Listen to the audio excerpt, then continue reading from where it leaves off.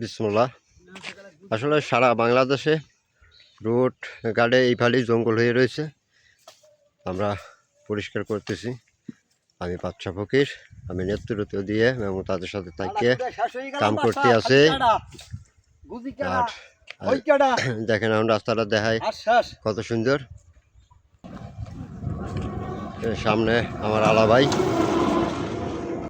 আসলে খালি তো মুখে বললে কাজ হবে না, কাজে কর্ম করে দেখাইতে হয়। আমি কাজে বিশ্বাসী, মুখে বড় বড় বুলি দেওয়া যায়, দাড়ি দেওয়া যায়, স্টেডিয়ামে বড় বড় বক্তব্য দেখা যায়, কিন্তু হাতে করে কাজ করে দেখানো বড় কঠিন।